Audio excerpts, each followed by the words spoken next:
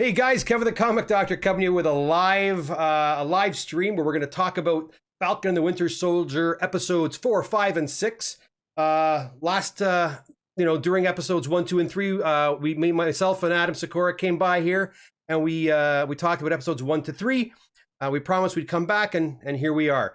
So without further ado, my friends, here he is, the comic book aficionado and the lover of all things comic books, Mr. Adam SIKORA. Let's get him on here. Hey, you doing, Adam? Hey, Kev. Good to see you. Thanks for having me back. Looking forward to taking the last 3 episodes of the Falcon and Winter Soldier home with you. Yeah, and you know what? I thought let's do it live this time. I know it's a bit, this whole technology thing, I'm still getting used to the whole YouTube live streaming thing. I already screwed up. That's okay. Everyone who watches are very forgiving, I'm sure. But anyways, we're going to go live. And if the live chat is on, Adam and I are not going to start, responding right away. We're going to have a discussion about the show first. And then at the end, we're, maybe a few minutes, I don't know, 45 minutes in or however long it takes, hopefully not too long. We'll break apart, we'll break off, and we'll look at what the people are saying in the chat. And if you agree with us or disagree with us, or if you have any other ideas regarding the show, love to hear from you.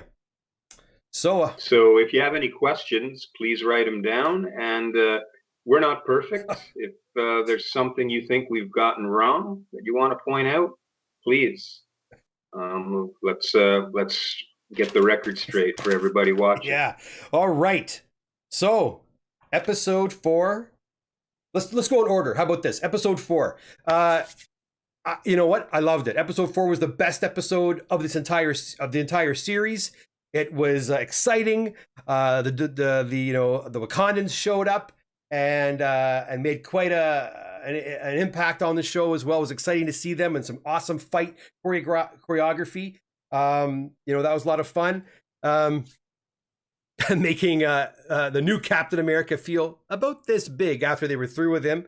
And then of course it ends dramatically with the death of Battlestar. That was quick, eh? In, out, see ya. Yeah, but well, last time I said I enjoyed the actor they cast to play him, and he had to serve as the catalyst, the sacrificial lamb to kind of push John Walker over the edge, and that was too bad. But yeah, and then the Wakandans as a Marvel Universe guest star, that's the kind of level I'm looking for in this show. You're not going to bring in A-listers or people that are going to pull focus from your main characters, but there was enough of a history with them and Bucky from when he did rehab in Wakanda that it was a nice visit. And then that was one of those little crumbs where you see Walker mumble, they're not even super soldiers, and they put the ass whooping on. Oh, that was awesome. It kind of motivated him to take one of those vials for himself. Well, yeah, if he ever thought he was going to do it, he certainly was going to do it after that. He felt this big. It was awesome. And him being schooled like that was pretty amazing. And again, they don't even have the super soldier serum. They're just who they are, right? Yep. And again, the big dramatic ending, the big fight with the Flag Smashers, with with Bucky the Winter Soldier. Sorry, I keep calling and the Falcon, and of course with the new Captain America, John Walker. This awesome fight at the end in which Battlestar does die. The results of which is him losing control, taking the Flag Smasher, who always idolized Captain America as a child, so he said, and then ending him with the shield. I left that episode with my jaw dropped. It was like I said, it was the most cinematic of them. So at that point, and the most exciting, and I thought it was excellent in developing all the characters, especially that of John Walker, showing that he can come unhinged very easily. Yeah, so I think in the comics, when he was introduced in the 80s, he was already a bit of a loose cannon when he was drafted to be Captain America. In this case, he's more of a normal soldier who thought he's always done right by his country, served them well, fairly earned, the chance to be the new Cap, really wants to do a good job doing it. But slowly he realizes, and with extra pressure of people comparing him to Steve Rogers, which is impossible to match, him losing it, it's not a surprise. It's actually sympathetic. I know a lot of people like to dislike John Walker, but I actually felt a little sorry for him after Battlestar died, and you know he's about to slip and fall. Yeah, no, totally. You do, and you knew everyone's going to have their cameras out videotaping this, right? It was gonna go. And actually, now let's go into episode 5, where he has his trial on episode 5, where he's stripped of his title, and in front of that committee there, you made me, and again, that whole sympathetic thing. We start all of a sudden starting to, like I said, starting to like him a little bit. And I don't know, like him, but feel some sympathy for him anyways. Remember, he does have a wife too that, he's trying to support, and their relationship seems good. So there are elements of this character where he's grounded, in some kind of, at some kind of human level, right? So to see him lose it the way he did, because look, we all liked his friend as well too. We saw him witness his friend be murdered. So which of us would not have maybe responded in a similar way, right? We're going to sympathize with him, and we're going to connect with him in that level. But it was a great eye opener, that's for sure. And then we see the inclusion of a new character. I believe it was in episode 5 with Julia Louis-Dreyfus coming in. I believe she's going to be Madam Hydra. Is that right? Well, that's kind of tricky, because the character she plays, Countess Valerie Alessa Desfontaines. Yes. As the comic doctor, you've probably handled a few old Steranko issues of Nick Fury, Agent of S.H.I.E.L.D. From the 60s. And when she was introduced back then, she's almost like Nick Fury's Girl Friday. Yes. And it's funny because it is the 60s. So she's basically looks like a Bond girl who's become a secret agent. And I don't know if that's a nod to it, but when you see those crazy spiked heels she had, and she says these boots aren't made for walking, those were the kind of boots she wore in the 60s, running around with Nick, fighting Hydra and such. And she had this white skunk stripe in her hair, maybe to show that she was slightly older. But Nick's girlfriend. But in this, for whatever reason, maybe white looks too cartoony. They went with giving her purple stripe in her hair, in the same spot. What do you think of the casting? Her casting in this? Do you like? Not knowing what they plan to do with her in this universe, because you've touched on it, and after her introduction through the years, different things have been done with her, and I do believe at one point she becomes Madam Hydra, and I'm not sure if that's full on or if she's a double or even a triple agent. And we understand that she's part of some organization, and she feels pretty confident in the powers they have, showing up, giving him the business card, telling him what's going to happen next. But we're still not quite sure what's going to happen. So that's one of the biggest, not even an Easter egg because it's so in our face, but it's a big precursor of something. I've been hearing rumbling for all you comic book fans out there and all you speculators. I've been hearing a lot of rumblings of a Dark Avengers, right? Her assembling that team, like Nick Fury assembled the Avengers. This lady's gonna assemble the Dark Avengers, led by John Walker, U.S. agent. So lots of cool speculation there. Also, I mean, this episode 5 was a real, I wouldn't say it was a downer. I talked to you. You gave me a little bit of a hint. You said it was going to be, it's a lot slower than the previous episode. And you were right, it was. But where it was actually helping us, well, seeing the human side of John Walker, we also got to see the even more of a human side of Bucky and Sam, with Sam's sister and her and his nephews, and dealing with the family business and trying to fix the shrimp boat, I guess, right? What'd you think of that turn, looking at that sort of side of things? Okay, so this is going to be a big sidebar here for a second, but I think this is worth examining. So this happened in WandaVision as well. We talk about the blip, and everyone knows that from Infinity War and Endgame. That's when Thanos snapped his fingers, and essentially half the living beings in the galaxy were erased, and they didn't magically disappear. They crumbled into ash and floated away in front of their loved ones. And then 5 years later, so long enough for people to kind of accept, okay, these people in my life are gone. I need to move on.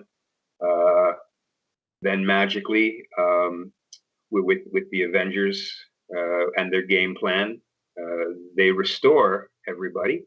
But it's 5 years later, and everybody who was gone 5 years ago comes back looking exactly as they did at the point when they disappeared. So you see that at Peter Parker's high school, people that were in grade 9 when he went away are seniors now. So the question I pose to you and to anyone checking this out is, how much does that mess up the world? Because this isn't in Marvel Comics, when big events like this have happened, usually if something is quote unquote fixed, there's a magical element to it. People forget what's happened, or part of it's erased in their mind, so they don't have to deal with the stress of processing all this. But what happens in a world where everyone knows aliens exist, thanks to quote unquote the New York incident from the first Avengers movie, but that there's powers out there that aren't necessarily benevolent, and half the universe died, and then they came back. What does that do to someone's belief system? Someone who used to believe in a god or gods or a spiritual power that wouldn't let that sort of thing happen.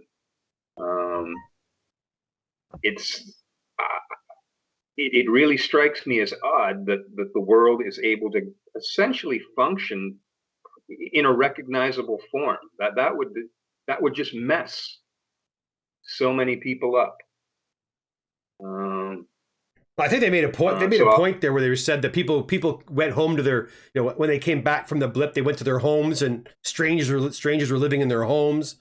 Because it's been 5 years. Right. Why wouldn't that's you? Right. Why wouldn't you squat in those nice mansions on the other side of town if they're empty? Well, I mean, obviously, they're not giving us the full picture. I mean, Endgame tried to show us what it was like, right? Well, no, they didn't actually. What am I talking about?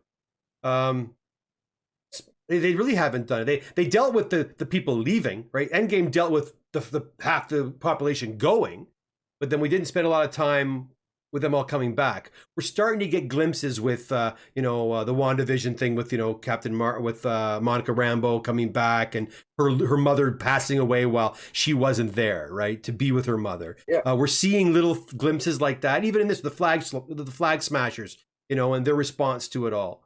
Yeah, I mean, what? Well, so that's one of the Flag Smashers mantras, and that's an interesting expansion on that concept too, because originally in the comics, the villain was Flag Smasher, who was one guy who was kind of the antithesis of Captain America. Instead of representing one nation, Mm-hmm. he's anti-national, right? and wants all borders and nations destroyed. And in this case, it becomes more, well, they keep talking about their ideology. What is it? One world, one people? Yeah. Was that the I think mantra? so. Yeah. And you've got this international blend of people who've rallied around Carly, organizing them, who thought when the world kind of had to readjust 5 years ago, it was actually a better place. Now, getting back to something else, when you were talking about the Falcon at home, I don't know if this one popped into your head. I've mentioned this before, so we all know in the Marvel Universe movies, a lot of heroes with masks or helmets spend a lot of time running around without them. And the world kind of knows who they are at large. Everyone knows Steve Rogers. Everyone knows Tony Stark. Sam Wilson. So going back to Comics 101, that's something else I flagged. The whole reason or reasoning behind heroes having secret identities generally is to protect their loved ones. So by the time we get to episode 6, and then when we see Sam at home again, everyone in the neighborhood is taking selfies. They're proud that their boy from their neighborhood is the new Captain America. How dangerous is that? Well, we saw that.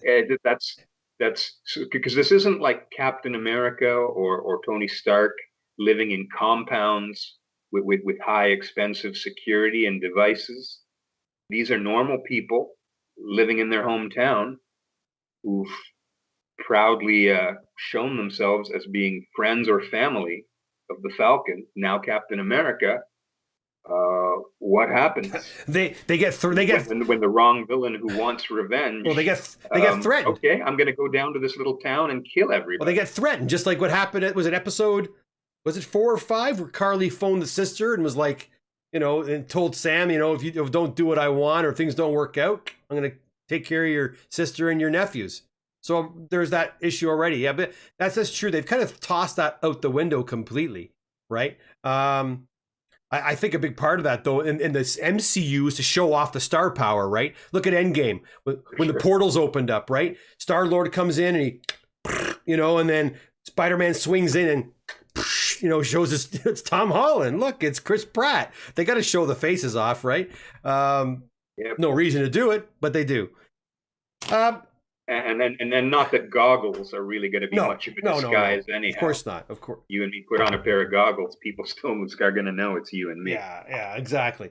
Now, episode 6, to me, this whole thing, this whole series, Flag Smashers aside, with John Walker, the new Captain America, U.S. agent aside, introducing him, all this series these 6 episodes were Falcon coming to terms with him becoming Captain America and finally accepting his role as Captain America. That's pretty much what the series was really about. A bit of the history of it. Definitely the journey, for sure. That was what it was set out to do, and that's what it did. The Flag Smashers, I thought, were kind of I don't know. They were kind of I don't know what's the word I'm looking for. Blah. I guess, there was not much to it, to them. I mean, they had political agendas aside, which we just talked about. I get it. But I mean, really, the Carly girl and her minions, they were just kind of throwaway characters that really were, did they set up stuff for, with Sharon Carter as, help me. I always forget the name of that character. The power broker, right? Did they set up, John Walker again as the potential future leader of the Dark Avengers or some kind of other assault team of some kind? I don't know, but once again, kind of like with the last episode of WandaVision, people were maybe just expecting more to be rolled out or to happen. Like, there was talk where he's tied into the government. We might see a War Machine appearance. we thought there'd be more to the power broker, but it was kind of A to B. It was like, yep, it looked like she is. She confirms it. She was willing to kill Batroc to keep that a secret, and she's welcomed back home, and she's going to continue doing what she was doing in Madripoor. And my head scratcher with that is, she was a good agent and a trusted ally of Cap, Bucky, and the Falcon. And as angry as she was, there she was in New York all this time. I can't go back home. I can't go back home. Oh, here comes the big payoff. I'm back home. It's easy. I'm a super spy. I got back in the country.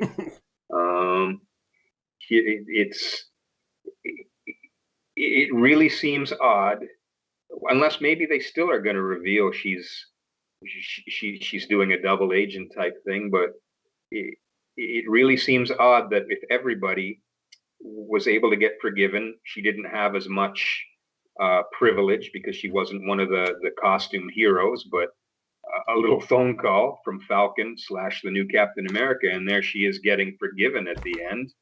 It really seems odd that she's genuinely bad. Hey, and one phone call from the Falcon, and Isaiah gets his statue put in the Captain America Museum, and it's done in under 24 hours. That is pretty impressive. So I was saving that one. I have that in my notes too. Bang bang. So I mean, it's a great moment of recognizing what came before. But yeah, it happened so fast. And is that a Captain America museum, or it's an exhibit? I think so. In some museum devoted to Captain America. Yeah, we've seen it before. But anyway, we've seen it before. It's always busy. There's always people in there. But overnight, they jam in this section with a fully cast and made statue and the history of Isaiah Bradley. And usually, if somebody is finally being recognized, or the government is finally acknowledging, okay, we didn't do right by somebody. We know about real life reparations. Wouldn't there have been a little ceremony where they brought the guy forward versus, we just tucked this in, and he wouldn't even know it was there if Sam didn't bring him there for a visit. It's kind of like, okay. Sorry, it's okay. But I'll throw this out there. He's still alive. So Lamar, Battlestar, who was killed in action on a mission as a partner of Captain America, wouldn't there be a little corner of that museum acknowledging? We just didn't see it. This guy we didn't see it. It was there for his country. It was there. You had to go around the corner. You had to go around the corner, right next to the washroom. It was right there. Yeah, it's terrible. And you're right. I mean, I thought it was a great scene too. It was moving. It brought many people. I was reading responses. It brought them to tears. They said, but when he saw the family, or when Isaiah sees the recognition finally, right? And he and it goes back to my old. To the word verisimilitude, which Mr. Robert Meyer Burnett always brings up on his YouTube channel. It's like, come on, just all you had to give was a little, 4 months later, 6 months later, something, just to let us know the time has passed, right? It didn't have to happen immediately. Interestingly enough, though, did you notice the makeup on Isaiah made him look older?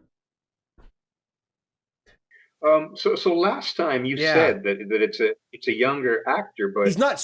I double checked with IMDb. He's 70 years old. Oh, is he really? That old? Yeah. Oh, okay. Because even but still, it would still stand to make him look a little bit older if this is a guy who was around as an adult from the World War II to the early 50s years. That's true. That's true. I honestly did think he was younger. I didn't know he was. I thought he was in his late 50s, early 60s. I didn't think he was 70. So, there goes that idea. Because I'm so looking forward to seeing some kind of his history. That character really impressed upon me. I was excited to see that character, learn about that character, and I'd love to see the adventures that character went on as well. Yeah, so we'll see if something like that happens. I don't know, and that's what I wonder: is anything going to come of any of this? Like in the movies, I just don't know if you know. Well, that's tough. What I liked about this, so growing up as a kid, uh, I was a proud collector of Avengers. Um, Once upon a time, Marvel actually acknowledged the absence of some members from the team. Like, okay, there's Cap's dealing with something big in his comic. He's not in the Avengers for 6 months. Um, so when we just saw the Avengers movies, we essentially see them formed and banded together in one, a big, a, the next big crisis against Ultron, and then dealing with Thanos. But in the meantime, these people are gods and heroes who have their own lives, their own family and friends they deal with, their own villains. Um, you want to see what people are up to in between, and I kind of like this. You have Bucky and Sam who've kind of begrudgingly become good cop bad cop buddies, um, and this is a mission that's in their wheelhouse and their power level that they're kind of taking care of on their own in between. Um, and then I guess that's also why we have taking advantage of Buck's connection to Wakanda, because they're not really working for the government, so the government isn't going to give him a replacement suit or new wings. You've got you got Sam getting this new suit, courtesy of the only other people who could probably do it and maybe do a better job of it with a lot of vibranium thrown in, and that's the Wakandans giving him this new suit because he's not even hanging out or doesn't want to bother Stark Industries for a replacement anymore. Yeah, so now he has to now he has to depend on the Wakandans, and that was really generous of them, wasn't it? Like to just I got one more favor for you, and I don't know. I guess Shuri would have done that for him, built this awesome suit, one upped whoever built. We don't even know who built the Falcon suit. It was never established that Stark did they? They say that Stark built that Falcon jetpack. No, I think in the Winter Soldier it was actually just military Right, that's developed, right. and then you don't see them do it. They just went and stole it to give it back to Sam because he had been a test pilot with it. And so, Right. okay, this is going to be a thing with me now. All right, man. So we went through the episodes 4, 5, and 6. 4 we say was pretty awesome, action packed. Number 5 was a show that kind of brought it back a little bit. We got to jump into these characters a little more, learn a bit more about Sam. Actually, see Sam and Bucky become even closer as Bucky travels to his home and helps him with his family situation. And then in episode 6, it all kind of resolves. Right, we see the end of the Flag Smasher. So we think Zemo has the last laugh and kills the rest of the Flag Smashers that he wanted to have killed initially. So he has the last laugh, kind of. And then, of course, we see that John Walker go off and become the U.S. agent as we thought that was going to happen. And then, of course, we have the Falcon Sam becomes a new Captain America. And that's that. What did you think? Did you love the series? Did you go back and watch it again? Will you go back and watch it again? Well, we've got Loki next, Yep. and it seems like I'm picking on it. But if overall, if I have to choose, which I enjoyed more out of Falcon and Winter Soldier or Mm-hmm. WandaVision, it's definitely Falcon and Winter Soldier because it's more typical Marvel. And I understand why WandaVision had to be different to get where it was going, but this worked for me. I was enjoying every episode, and at the end of each one, I was like, "Shoot, we got 6 days and 23 hours until the next Yeah. one." I was looking forward to it. Um, so yeah, with Zemo, because you already mentioned possibly Val forming a Dark Avengers with Walker at the helm. There was also talk that there might be a hint of Zemo forming the Thunderbolts. Oh yes, I heard that as well. Another Marvel institution, but I didn't really see that or anything pointing towards that. Did you? No, just I hear the rumor mills, right? And I've heard the Thunderbolts being mentioned time and time again as well. And I'll tell you, the books that come in through the office here, first appearance of the Thunderbolts, first appearance of the Dark Avengers, first appearance of the Young Avengers, right? These are books that I'm seeing come in like very frequently. So I'm not saying that the comic collector and the comic speculator has an inside scoop, but people are talking about it. People, that is a theory that I have heard and many are betting on. So yeah, possibly. I myself, I want to love these shows. I want to love WandaVision. I want to love this show as well too, the Falcon and the Winter Soldier. It ended and I was satisfied, I guess you could say. Again, like I was saying earlier, are these going to help form the bigger picture of the MCU moving forward? Are they really going to are they going to be impactful to the movies that are going to come out? I kind of look at these kind of like the Netflix Marvel outing, with Daredevil and Luke Cage and Jessica Jones, which and the Punisher, which actually I quite enjoyed. Not all of them, but most of them I did really enjoy. And those started out being MCU based series, but then apparently they're not. I'm not saying, I know Kevin Feige's behind all these Disney Plus shows, but are they really going to be impactful to the movies? If they're not, I'm going to be pretty disappointed. I'll be honest. I don't know if they will or not. I don't know. There was all this talk of Doctor Strange making an appearance in WandaVision. There was talk that maybe an old man Captain America would show up and, have some kind of like one-off little scene at the end to kind of, and we're not seeing any of that. And that makes me nervous a little bit. I don't know. They were good. I liked them, but I don't think they knocked it out of the park with these series. I don't think they did. They had some excellent moments, but I don't think they were the best TV I've seen all year. That's for sure. Sorry. Well, no, it gave us a taste. Yeah.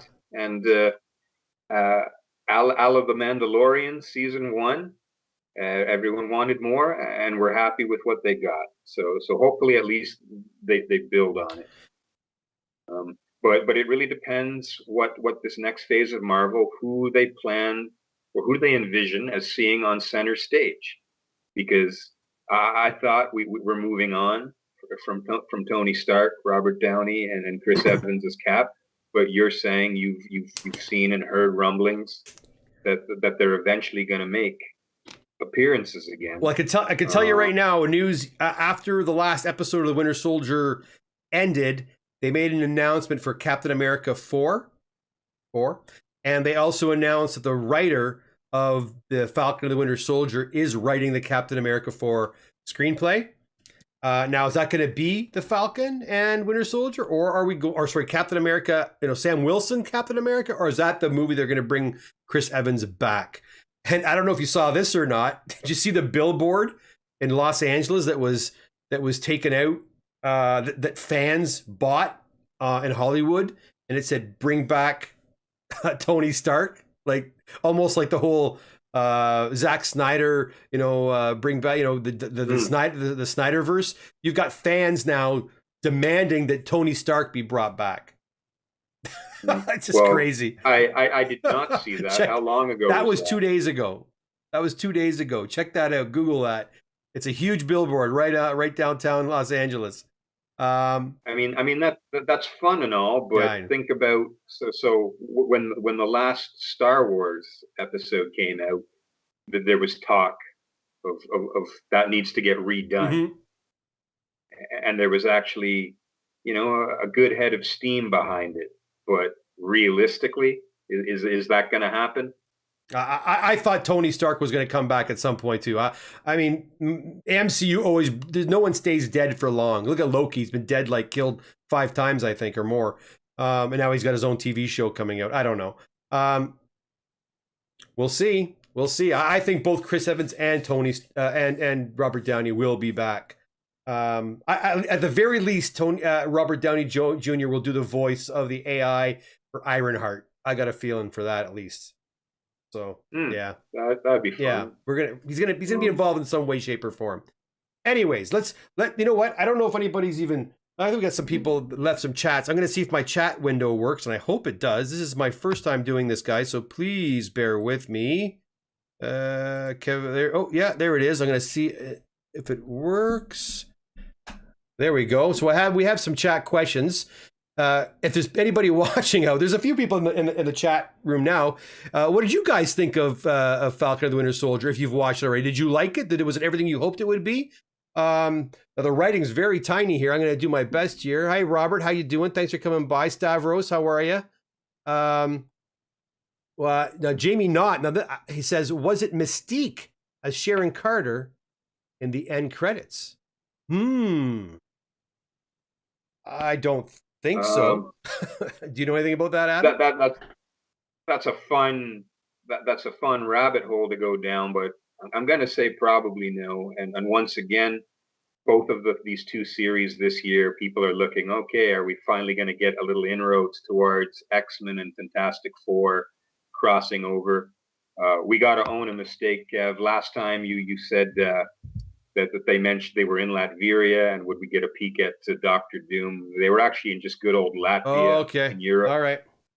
So I think for now they're putting the brakes on whatever the big reveal or big event is going to be that starts introducing and intermingling FF and X-Men characters. Well, if we're talking about Sharon Carter as a shapeshifter like Mystique, I'd bet that she's probably a Skrull before she's a Mystique. Yeah, like in that last episode of WandaVision, that agent that pulled Rambo into the theater. Exactly. What else? What is? I can't read that. Nice progressing him. Oh, I can't read. It's so small. I can't read what Stavros is saying here. Let me see if I can see it on my other screen here. JSB fellow Montrealer. Nice to see him progressing from MMA into acting. I think you're talking about Batroc. Is Batroc's an MMA guy? Yep. Nice. From Montreal, no less. Cool. He did a good job. A lot of times when you throw in popular athletes, even as a cameo in movies to cash in on their popularity, it's kind of cringeworthy, but I liked him. You know who he reminded me? He reminded me of Ray Park a little bit. You know, his moves and even his posturing. It was very Ray Park like. Darth Maul, right? Or Toad from the X-Men. But also, did you know the young lady who plays Sharon Carter? Do you know that actress's name? Offhand, I do not remember. I don't remember it either, but do you know where she's from? She's a good Canadian girl, Adam. Up the road a little bit. Port Perry girl. Wow. Yeah, Port Perry girl. So that's that actress in Port Perry. For those that don't know, I'm in Oshawa. Adam's in Toronto right now. I'm in Oshawa. Port Perry's about a 15-minute drive north of where I am. And the actress who plays Sharon Carter was born and raised in Port Perry. So yeah, that's pretty cool. Bucky admitted to killing. Maybe she gets a statue in 24 hours. Maybe she will. Maybe they'll put one at Port Perry for her right there. I wouldn't be surprised. Maybe. Bucky admitted to killing the old man's son. I did not understand what happened there. That was something I wanted to touch on too. So he had his book, and his shrink has convinced him the best way to relieve himself of guilt is just, once again, apologizing and reparations to all the people he's affected. But I was wondering when he goes to visit his older friend there, if it was one of those cases where maybe you don't need to tell somebody everything. So sure, the guy wanted closure. What happened to my son 30 years ago? I think he's accepted that his son was killed and isn't coming back. So it's not just like a body went missing.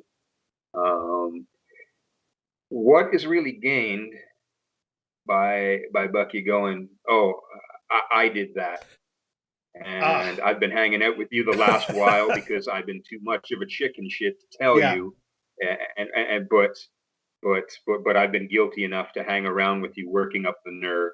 I hope that's okay. I think it was. And then he finally does, breaks the guy's heart, and then you see him take the peek, and the guy's going there for their weekly soup date without him, and he moves on. Okay, I did it. Yeah. What did you I do? don't think it helps the old man at all. I think it helps Bucky maybe, but it certainly doesn't help the old man.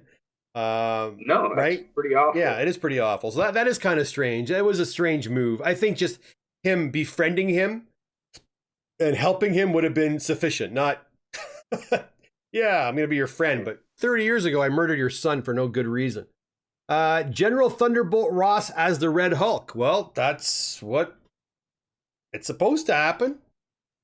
Hey, Robert, I think that's what's going to happen. Robert asks about that. There's been lots of speculation about the Red Hulk popping up pretty soon. I think, I don't know about She-Hulk, but I do know that with Hulk, and the reason why, I don't know about you guys, but I was very dissatisfied with the Hulk in Endgame. They made him very. I was just gonna say he was weakened. He wasn't the Hulk from like the Thor Ragnarok Hulk. Yeah, I love that Hulk.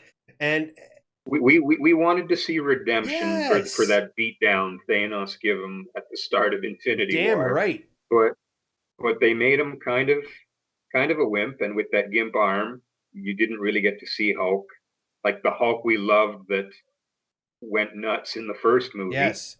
Like punching that giant thing in the face. Yeah, I wanted that. Smashing Loki up and down like a rag doll, and even punching Thor. Oh yeah. It was zero impulse control. It was terrible. So I say, bring on these other Hulks if that's how he's been altered.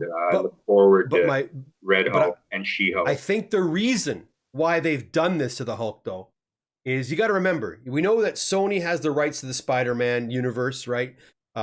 We know that 20th Century Fox had the rights to FF and X-Men. That's now back at Disney. Disney does retain the rights to the Hulk, but they don't have the distribution rights to the Hulk. That belongs to Universal. So I've heard through the grapevine that the reason why we're not going to see another Hulk movie is because they don't want to share that with Universal. Now, he can guest star in a movie like Thor, Ragnarok, or Endgame, but anyways, they depowered him a lot. I hope they don't do the same thing to the other Hulks. I also wonder if She-Hulk can have her own movie for the same reason I just explained, and the Red Hulk for that matter. I think they're going to pop up at some point.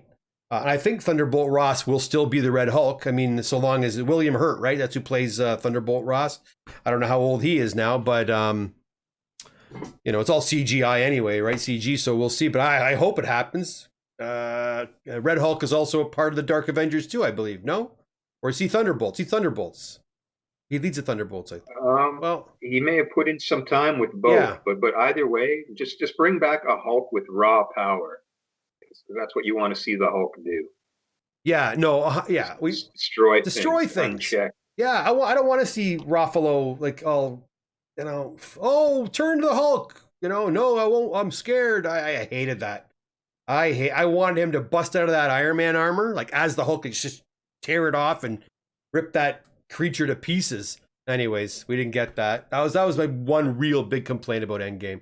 Stavros says it is GSP. Sorry, George. St. Pierre type. No problem, Stavros. That's no problem at all. We got that.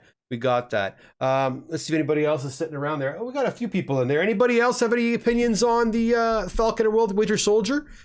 Were you satisfied with it? Were you happy with the storyline? Did you like how about the costume? Did you like the costume? You thought it looked good? I thought it was pretty comic book accurate. I thought it looked okay.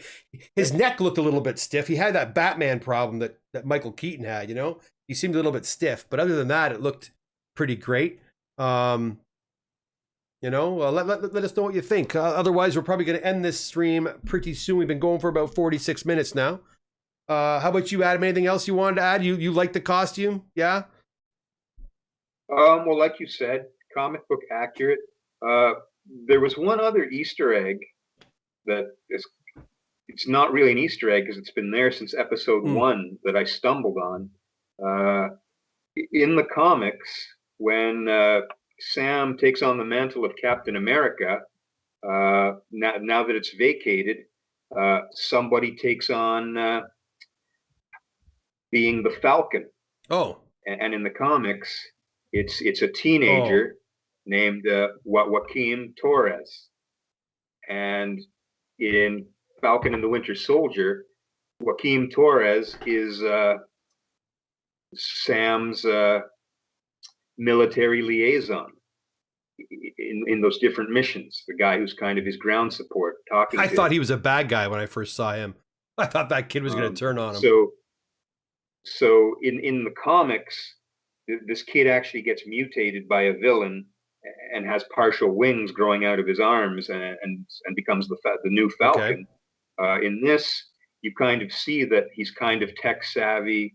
He's kind of suggesting for Sam to do things when he sees him doing repairs. Why don't you do that? And he's like, whoa, don't touch it. I got this. So he's still around. I wonder if he gets a promotion if they go back to focus on these guys. I mean, these 6 are a one-off. I don't think they were planning to do a season 2. I'm hearing rumors now there is going to be a season 2 of the show. But hey, I'd love the clue with that is apparently for the Emmy Awards, Disney has put WandaVision forth as a miniseries, and they're putting like a one-shot miniseries, and they've put forth Falcon and the Winter Soldier as a series for like awards nominations and consideration. So yeah, that's kind of a little clue that we're probably going to get a second season of this particular show, which is great. Again, good. You know what I think I would have liked to. I'll come out and say this too. And even in WandaVision, the fact we did not see Doctor Strange in WandaVision bothered me. The fact we didn't see. They were talking about Ultron and stuff. We didn't see any of that kind of stuff. I would have loved, because I know that Falcon and Ant-Man kind of had a little relationship going on there. After Ant-Man beat him, in the Ant-Man movie, they were connected, right? I would have loved to have seen like a cameo from Ant-Man at the end, the last season. When that truck was falling down and Falcon comes and saves it. I thought, would that be cool if War Machine came in and said, they're still Avengers, right? Are they not? Do they not have aren't they connected to the other Avengers? I don't know. No. And this is all of that was happening on the news in New York, which is Hero Central. So even people that aren't Avengers are going to suit up and run down there to pitch in and see what they can do. That's what I mean. And I know they had to show him as the new and improved Captain America, and he can handle his own. But man, a part of the Marvel universe, the reason I like it so much is that there's all these crossovers going on, the relationships between these characters. And I would have liked to have seen, even if it was for an episode, if Scott Lang was there for an episode or to help out with something they needed or whatever, But anyways, if you're going to hire these actors, it's going to cost a lot of money to pay them too, right? So that probably would have increased their budget, significantly, right? So, anywho, all right. Well, I think the chat. One last question for you. You said you had heard that the writer of Falcon and the Winter Soldier was getting tapped to possibly write the next Captain America movie. Is that the screenwriter or the actual comic creator? No, the screen. The Ed Brubaker. Oh no, I don't think it's Ed Brubaker. It's the writer, the writer of the Falcon and the Winter Soldier series is writing the movie, the next movie. That's what I was told. That's what I heard. Okay. Well, my last point today, I just want to throw out there before you wrap this up for us, Kev, is so for folks who read the original comics. The gent who brought Bucky back from the dead after years of other writers toying with it or it becoming a trick or an illusion. it was a writer named Ed Brubaker who conceived the concept of the Winter Soldier that you see in the second Captain America movie, and what happened to Bucky in the years after the war. And online, for anybody who's checking that out, it's understood if you work for one of the big companies, whatever you're creating while you're under contract to them, it's their property. But it sounds to me, and this bothers me as a comic fan and a fan of creators whose work I like, that Ed Brubaker isn't getting the full love he deserves for creating the Winter Soldier, and let's be honest, is making Marvel and Disney a shit ton of money right now.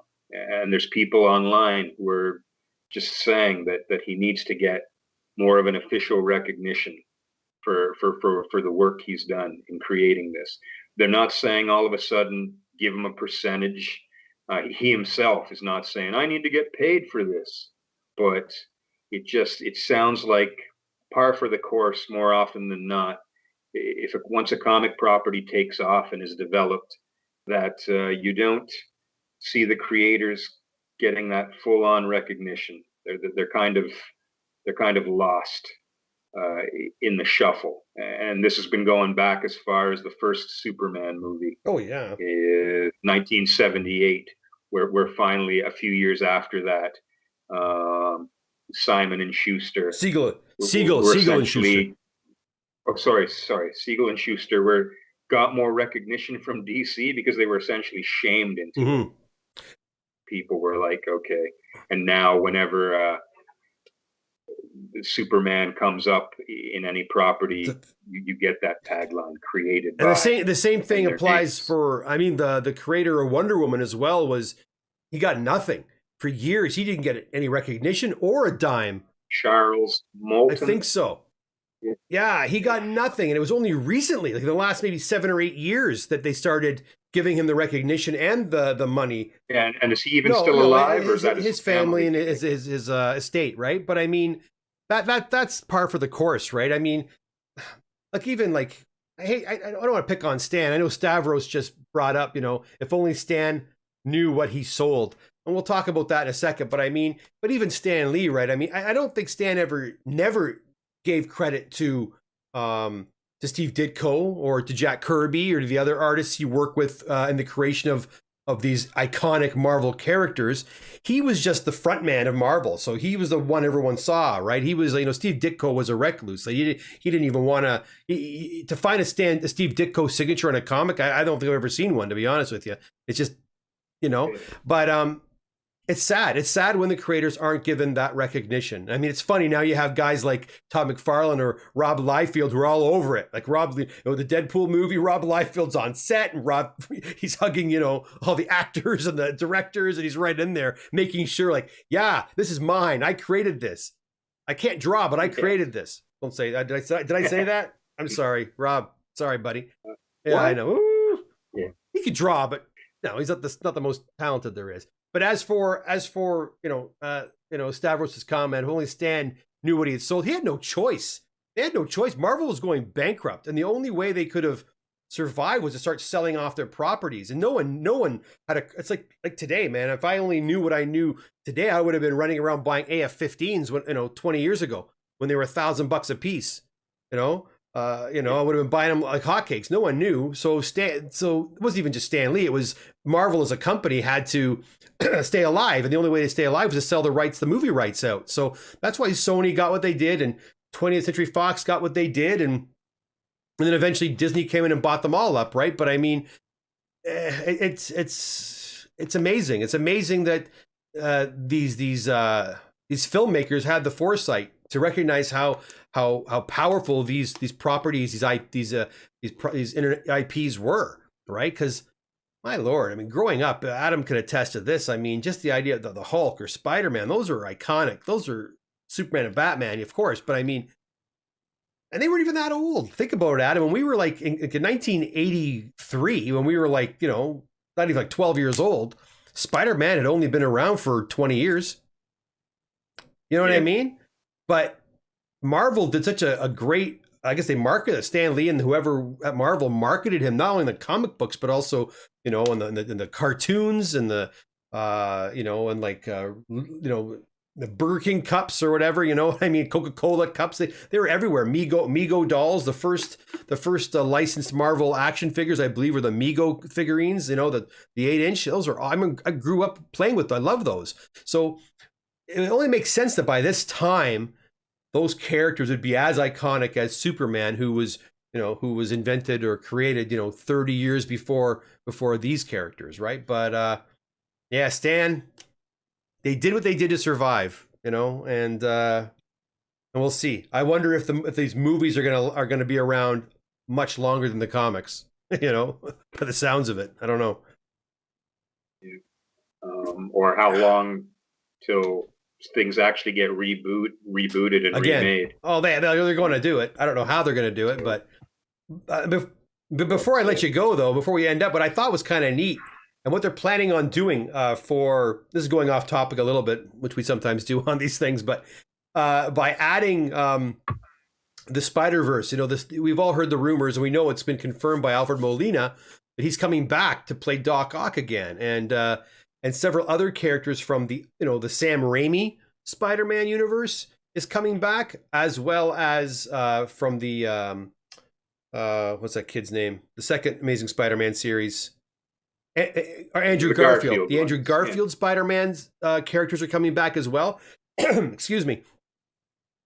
What Kevin Feige is essentially doing by adding these characters in is he's now making those previous installments a part of the MCU, right?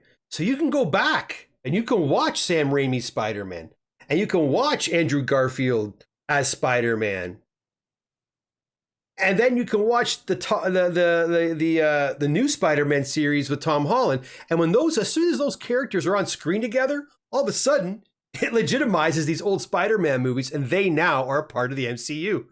It's crazy. It's amazing.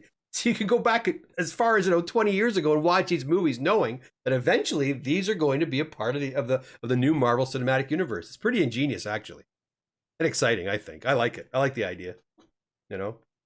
But we'll see. Anyways, I think that's it, guys. Adam, my friend, thank you for coming out. Talking some more Winter Soldier. I know that Loki is next. Maybe we'll do something like this for Loki. You know, maybe we'll do a weekly thing. I don't know. We'll see. I don't know if we have time for that. You know where to find me. Yeah, we'll see what happens. Well, thanks for coming out.